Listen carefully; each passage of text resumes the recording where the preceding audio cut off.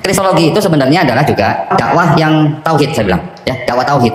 Walaupun kristologi itu adalah salah satu ilmu yang mempelajari tentang posisi Nabi kita, Nabi Isa alaihissalam di dalam agama Nasrani, tetapi kita membaca, kita memandang, kita mempelajari agama Kristen dengan kacamata Islam. Kita menggunakan dakwah kristologi untuk mengajak orang bertauhid. Kristologi ini sendiri adalah sebuah ilmu yang memang mempelajari tentang akidahnya umat Kristen. Kita mempelajari tentang kitabnya orang Kristen. Tujuannya apa? Supaya kita bisa mempertahankan akidah kita. Ketika apa? Ketika ada orang-orang Kristen yang mengajak kita untuk ikut agama mereka. Di Perjanjian Baru itu ada kitab-kitab yang disebut dengan Gospel, ya, Matius, Markus, Lukas, Yohanes. Di dalam 4 kitab itu adalah kitab-kitab yang menceritakan tentang Yesus, kehidupan Yesus, ya, dari mulai lahir sampai diceritakan disalib, bangkit hari ketiga, dan diangkat. Di dalam 4 kitab ini, walaupun buat kita yang disalib itu bukan Yesus atau Nabi Isa alaihissalam, tetapi ajaran yang dibawa oleh Yesus di dalam 4 kitab ini itu masih banyak yang sama juga dengan Islam. Arti sebenarnya Yesus ngajarin Kristen atau enggak gitu di sini di 4 kitab ini. Kalau kita baca dengan teliti sebenarnya enggak. Ajarannya Yesus sebenarnya yang diajarkan apa? Islam. Ajarannya Yesus sebenarnya yang diajarkan apa? Islam. Yang diperbuat sama Yesus di sini apa sebenarnya? Islam juga. Semua pengetahuan saya tentang Rasulullah Muhammad SAW saya dapat dari Bible. Sekali lagi, segala sesuatu yang menggoyang hati saya sehingga saya bergerak mengambil keputusan. Bapak Ibu jemaah yang disayangi Allah Subhanahu wa taala, susah jadi orang Islam. Serius. Ya. Kalau ngomongin duit susah. Ya. Jangankan seperti dulu main piano dalam gereja. Sendal di depan aja hilang. Ya. Kotak amal udah dirantain, dijebol, Bapak. Enggak kayak ini cuma ini. Enggak, maksudnya begini. Kalau dilihat secara material, no, you cannot prove apa, kita nggak bisa samain, ya, berbeda. Tapi ada satu kekayaan yang tak bisa terbayar.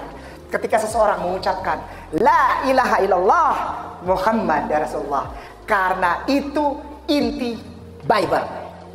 Saya menemukan dan saya mengambil keputusan, kalau saya tidak ikut ini berarti saya gila. Kenapa? Karena saya menemukan di tempatnya dan tidak ada lagi yang lebih konkret daripada hal ini.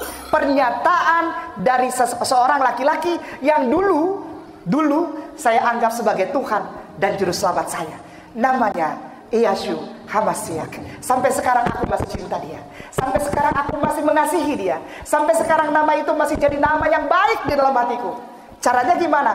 Ketika aku mencintai Rasulullah Muhammad SAW, maka aku sudah otomatis mencintai laki-laki yang namanya Yeshua Hamasiak atau Jesus Christ atau Isa alaihissalam.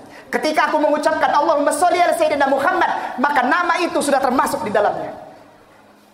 Saya mencintai Isa lebih daripada sekedar jadi Kristen.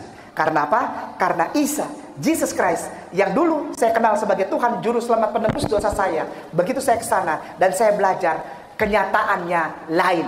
Beliau mengatakan melalui catatan yang sangat valid, catatan yang benar, yang tidak, ibaratnya kalau di Muslim bilang sahih, bukan sahih lagi, mutawatir mungkin ya, mutawatir.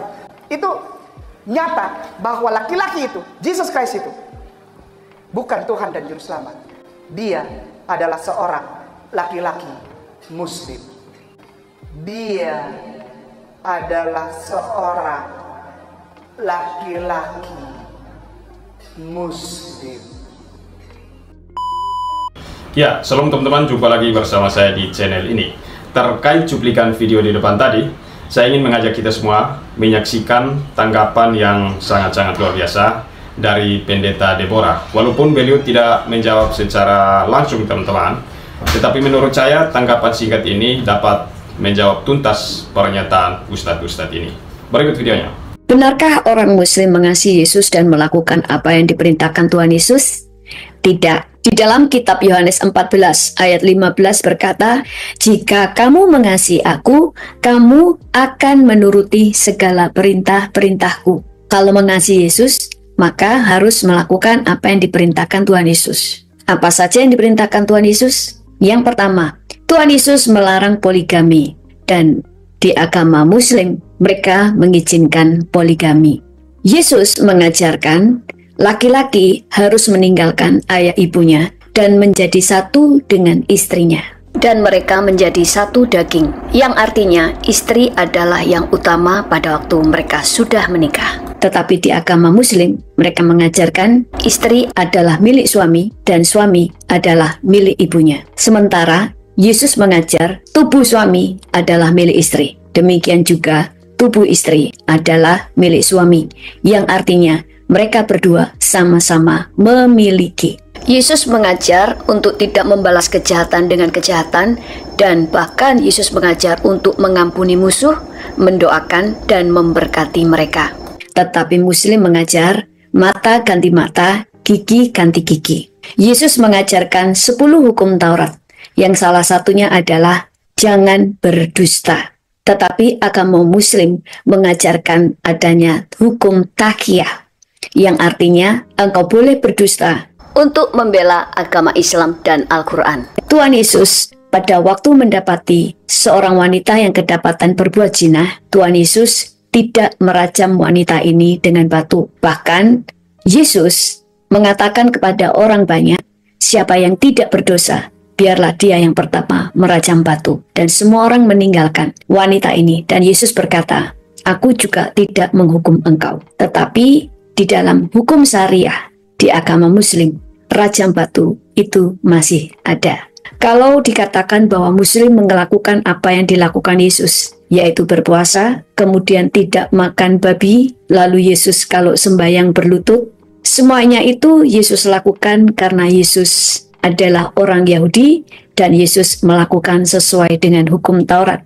Kalau melakukan cara-cara sembahyang Yesus, seperti berpuasa, sembahyangnya bersujud, Yesus tidak makan babi, sebenarnya yang justru melakukan semuanya persis dengan apa Yesus lakukan adalah orang Yahudi, bukan orang Muslim. Karena dalam hal makanan haram pun orang Muslim hanya tidak makan babi, sementara Yesus dan orang-orang Yahudi adalah sama. Mereka tidak makan babi, mereka tidak makan onta, mereka tidak makan lele, mereka tidak makan udang, dan sebagainya. Yesus mengajar untuk menguduskan hari Sabat, yaitu hari yang ke-7. Itu sebabnya Tuhan Yesus dan orang-orang Yahudi bersembayang, berdoa, beribadah di hari Sabtu.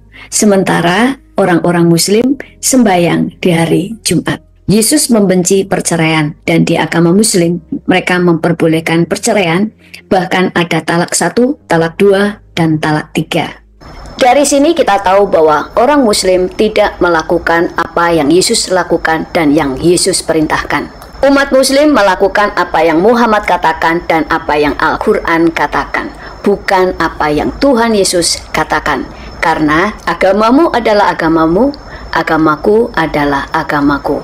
Kita berbeda. Ya, teman-teman sekalian, kita telah mendengar tanggapan yang luar biasa dari Pendeta Deborah. Walaupun Pendeta Deborah tidak menjawab secara langsung, teman-teman ya, tetapi menurut saya dapat menjawab tuntas pernyataan Ustadz-Ustadz ini. Nah, teman-teman sekalian, Ustadz-Ustadz ini mengatakan bahwa Kristen tidak menjalankan apa yang dilakukan oleh Yesus. Padahal mereka ini keliru, teman-teman ya. Yang pertama, mari kita lihat definisi sholat dan puasa dalam konteks Islam dan Kristen. Dalam Islam, sholat dan berpuasa merupakan rukun agama yang dijalankan sebagai kewajiban ritual. Sedangkan dalam Kristen, doa dan puasa adalah ungkapan kerohanian kita kepada Allah Bapa melalui Yesus Kristus.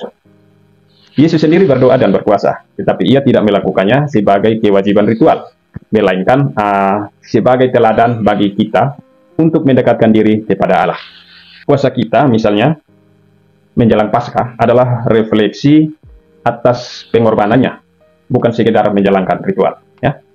Dan yang kedua, teman-teman, ajaran Yesus Kristus bukan sekedar serangkaian ritual, melainkan sebuah hubungan pribadi yang transformatif dengan Allah. Umat Kristen melalui iman kepada Yesus Kristus berusaha untuk menjalankan seluruh ajarannya, mengasihi sesama, mengampuni, berbuat baik, dan hidup dalam kebenaran. Kita mungkin tidak sempurna, teman-teman, tetapi kita terus berusaha untuk hidup serupa dengan Allah. Pernyataan bahwa umat Kristen tidak menjalankan ajaran Yesus Kristus adalah sebuah generalisasi yang tidak adil ya. Dan yang ketiga, teman-teman, yang terpenting, Yesus Kristus adalah Tuhan dan Juru Selamat kita. Ya, keyakinan ini merupakan inti dari iman Kristen. Ya, ia bukan hanya seorang nabi atau tokoh agama, tetapi anak Allah yang menjelma menjadi manusia, mati di kayu salib untuk menebus kita dan bangkit dari kematian. Ini adalah inti dari Injil, teman-teman. Kabar baik keselamatan yang hanya dapat diperoleh melalui iman kepada Yesus Kristus. Ya, bagi saudara kita yang telah meninggalkan iman Kristen, saya mengajak Anda untuk merenungkan kembali perjalanan iman Anda. Yesus Kristus adalah satu-satunya jalan menuju surga, jalan menuju ke rumah Bapa. Kembalilah kepadanya, bertobatlah dari dosa-dosa Anda, dan biarkan kasih-Nya memulihkan hidup Anda. Jangan biarkan kesalahpahaman dan kesesatan menyesatkan Anda. Ya, Yesus menanti Anda dengan tangan terbuka. Semoga tanggapan singkat ini dapat menjadi berkat bagi kita semua. Selamat hari Minggu, Tuhan Yesus memberkati.